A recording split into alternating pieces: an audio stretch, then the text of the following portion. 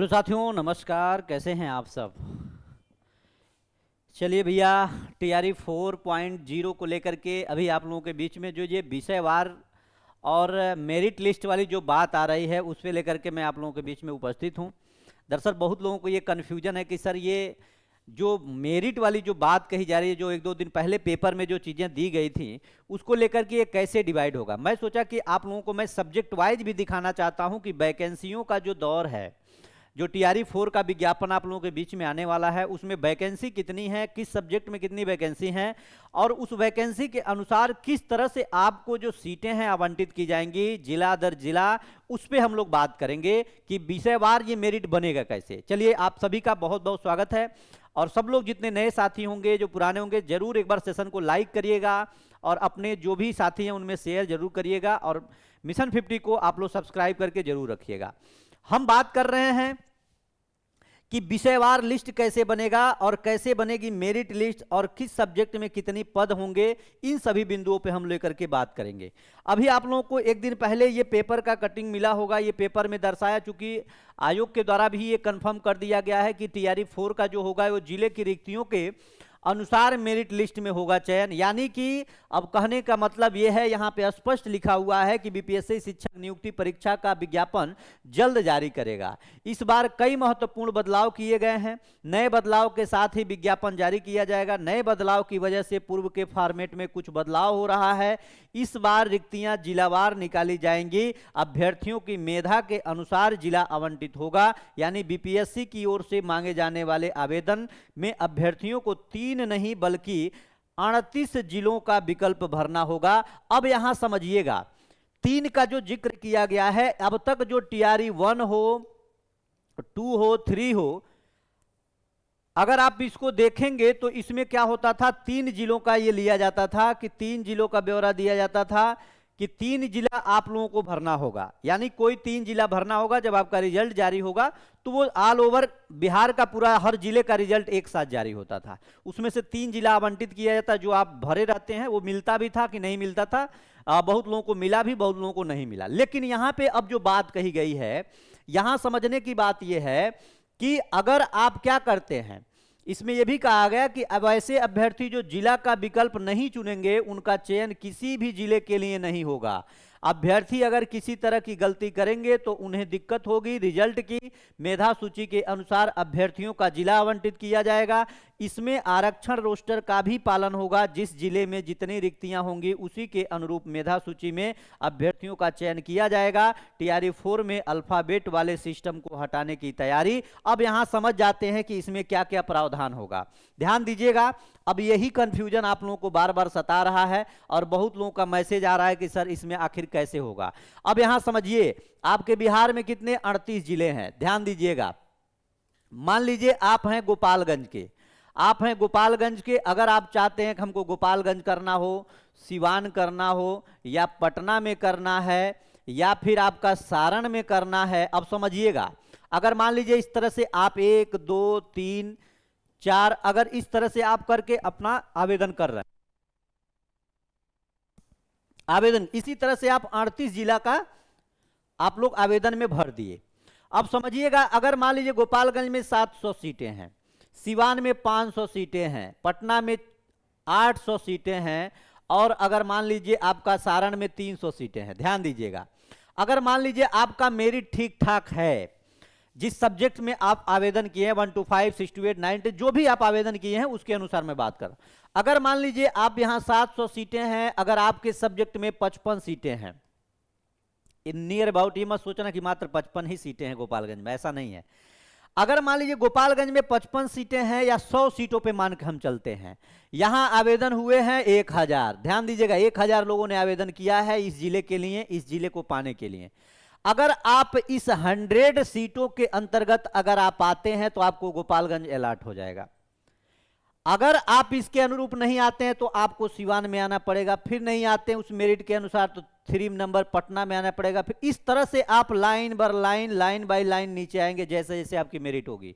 जैसे मेरिट अगर आपकी टॉप की होगी, अगर यहां पे आकर के आपकी मेरिट फंस रही है यहां पे, तो आपको पटना अलॉट हो जाएगा। ये होगा इस बार का जो आप लोगों का सीटों का जो आवंटन किया जाएगा, जहां आपको नियुक्ति मिलेगी ये होगा। आपको मेरिट जो होगा वो रिक्तियों के अनुसार बनेगा।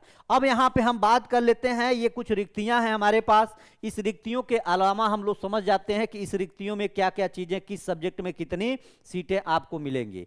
ये है 10+2 का, यानी 12th का, यानी आप पीजीटी के लिए अगर अपियर है पेपर 2 जिसको आप कहते हैं 11 12, उसके लिए अगर देखेंगे तो यहां विषयवार रिक्तियां दी गई हैं। जैसे संगीत में जो हैं ये 641 रिक्तियां हैं, उद्यमशीलता में 32 हैं, गणित में 516 हैं, रसायन शास्त्र में 3609 हैं, मैथिली में 197 है, प्राकृत में इतना है, पाली में, इतिहास में देखेंगे तो 14 दिखा रहा।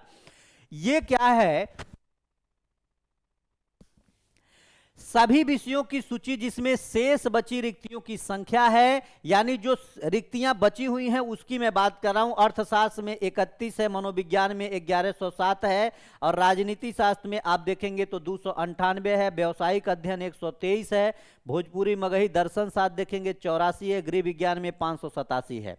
इस तरह से अगर आप देखते आएंगे, यहाँ भूगोल में दिया गया है 53 है, दर्शन शास्त्र फिर यहाँ 84 दिया गया है, गृह विज्ञान में 587, संस्कृत में 672, बॉटनी, जंतु विज्ञान, भौतिकी, हिंदी में देखेंगे। ये अलग अलग जिलों की इस तरह से आपकी ब्यौरा जो होगा, रिक्तियां का विवरण आपका जारी होगा। अब आप लोग सोच रहे होंगे कि हमको कैसे पता चलेगा कि गोपालगंज में कितनी रिक्तियां हैं, चाहे सिवान में कितनी रिक्तियां हैं, हम इसको भर। तो जब आपका विज्ञापन जारी होगा तो जिले वाइज, सब्जेक्ट वाइज सारी रिक्तियां जारी होंगी। किस जिले में कितने सीट खाली हैं, किस जिले में कौन सब्जेक्ट का कितना सीट है, वही सब्जेक्ट आपको देख करके 1 to 5 में कितना है, 6 to 8 में एसएसटी साइंस में कितने सीटें हैं, 9 10 में किस सब्जेक्ट में किस जिला में कितने सीटें, यही देख करके आपको आवेदन करवाया जाएगा। तो इसके लिए आप लोगों को घबराने की आवश्यकता बिल्कुल नहीं है। बस दिक्कत यह था कि इस बार जो है ये बिल्कुल सही है, कहीं से कोई घबराने की। उस तरह से क्या होता था, अल्फाबेटिकल आपको कोई जिला मिल जाता था, आप लोग बराबर परेशान रहते थे। लेकिन मैं आपको एक चीज और बता देना चाहता हूं, विज्ञापन जो है कल आपको पता है कि जीएडी द्वारा रोक लगा दिया गया, उसमें कुछ और संशोधन करना था उनको, जो उसको फाइनल टच करके उसके बाद से देंगे, तुरंत बीपीएससी आपका विज्ञापन जारी करेगा। अब हम बात करते हैं पढ़ाई को लेकर के। अब इस चीजों को पाने के लिए सबसे महत्वपूर्ण भूमिका होती है कि आपकी पढ़ाई कैसी होनी चाहिए। अगर आप पढ़ाई नहीं सही करेंगे तो आप कितना भी जिला भर लें, अगर नियुक्ति नहीं होती है, इसके बाद से आपको यह भी नहीं पता टीआरई 5 कब आएगा, कब नहीं आएगा, क्या होगा क्या नहीं। लेकिन टीआरई 4 ही हमारे लिए अंतिम हथियार है, अंतिम शस्त्र अस्त्र जो भी कहिए, इस पे सारा चीज लगा करके हमको नौकरी पाना है। और यकीन मानिए इसके पहले बहुत सारे ऐसे रिजल्ट आए हैं, इसके पहले बहुत लोग बीपीएससी में भी सेलेक्ट हुए हैं, तो जो अच्छे कैंडिडेट हैं वो बीपीएससी में भी गए हैं, क्योंकि लगातार वैकेंसी आई है और 2 साल से इसका वेट भी कर रहे थे। अब ये आप लोगों को बस इतना करना है, एसटीटी वाले भी अभ्यर्थी शामिल हुए हैं, तो आपको अब अच्छे से पढ़ाई करना होगा। जो भी समय है आपके पास, जितना समय है, ये समय बहुत कम है, बहुत ज़्यादा समय नहीं इसको मानिए। आपका अप्रैल समाप्त होने को है, मई आपका आवेदन होगा, तो आपको डॉक्यूमेंट्स वगैरह में सब कुछ दिक्कतें आएंगी, कहीं न कहीं कोई गलती है। 1 महीना यकीन मानो कोई काम नहीं होता है, पढ़ाई तो बिल्कुल नहीं होता है जब तक आप आवेदन करते हो। कहीं न कहीं दिमाग में चीज़ें फंसी रहती हैं, ऐसे हो गया तो वैसे हो गया, ये गलती है वो गलती है, तो इस तरह से चलती रहती है। 1 महीना ये भी खत्म होगा। जून जुलाई अगस्त सितंबर 4 महीना आपके पास पूरा का पूरा 4 महीने मात्र समय है। इस 4 महीने में आपको बहुत कुछ पढ़ना है और एनसीईआरटी को फोकस करना है। अब एनसीईआरटी जो मार्केट में बिक रहा है कि वन लाइनर यहां से देखो, ये अब वो जमाना चला गया। अब आपको प्योर एनसीईआरटी का बुक पढ़ना पड़ेगा, शॉर्टकट से बिल्कुल दूरी बनाना पड़ेगा, नहीं तो सफलता नहीं मिलेगी। प्रीवियस ईयर को टच करना पड़ेगा। अभी एईडीओ का आपको दिखा दिया होगा कि हाँ बीपीएससी पेपर कैसे बना रहा है। और आप लोगों के लिए मैं साइंस का भी क्लास लगवा दिया हूँ, 7 बजे आप लोग साइंस की क्लास करिए। 1 से लेकर के 12 तक जो भी तैयारी कर रहे हैं, जनरल पेपर हो या आपका पर्टिकुलर सब्जेक्ट हो, आप साइंस पे फोकस जरूर करिए। साइंस की क्लास में लगवा दिया हूँ। आप लोगों की बराबर कमेंट आ रहे थे सर साइंस की क्लास लगवाइए। बाकी 10 बजे मैं एनसीईआरटी एससीईआरटी बेस आपको चीज़ों को पढ़ा रहा हूँ, लेकिन उस पर मैं कुछ और काम कर रहा हूँ। मैं डायरेक्ट एनसीईआरटी बुक को ही मैं आप लोगों के बीच में कहाँ से क्वेश्चन बनता है, किस तरह बनता है, उसको मैं आप लोगों को पढ़ाने वाला हूँ। उसके बाद आप लोगों को मैं टीआरई का जो न्यू बैच चल रहा है हमारा 3 बजे से शाम को, उसमें आप लोग इनरोल्ड हो जाइए ऑनलाइन, अगर आप हैं ऑफलाइन आना चाहते हैं। और जो सिलेक्शन किट मैं बनाया हूं, इस सिलेक्शन किट को मैं अब देना शुरू कर दिया हूं। तो अगर आप लोग जुड़ेंगे ऑनलाइन तो आपको ये मिल जाएगा, और अभी से पूरा का पूरा एनसीईआरटी सार होगा, जिसमें आपको पॉइंट बाय पॉइंट आपको पढ़ने को मिल जाएगा, और सारी चीज़ें लगभग आप इसे कंप्लीट कर सकते हैं। तो मेरी बस इतनी ही सलाह है। आप मेरे छोटे बड़े भाई बहन के स्वरूप है, और आप लोगों को मैं सही गाइडेंस दे सकता हूं। विज्ञापन का बहुत ज़्यादा लोड नहीं लेना है, पढ़ाई करिए, सबसे महत्वपूर्ण पढ़ाई है। विज्ञापन आना है, आ जाएगा, तय समय पर परीक्षा हो जाएगा। अगर ये समय आप छोड़ देंगे, इस समय में विचलित रहेंगे, तो शायद आप इसे चूक जाएंगे। बाकी मेरी यही सलाह है। बाकी आप लोग जरूर, जो लोग नए होंगे जरूर जुड़े रहिएगा। बाकी जो भी अपडेट होगा उसके साथ मैं आप लोगों के बीच में उपस्थित रहूंगा। एसटीटी का जो प्रमाण पत्र वितरण की बात है, उस पर मैं आपसे चर्चा करूंगा। अभी मैं आयोग जाऊंगा, उसके अनुसार मैं आपको जरूर बताऊंगा कि कब आपका मिलना शुरू हो जाएगा। बहुत बहुत धन्यवाद। नमस्कार। जय हिंद साथियों।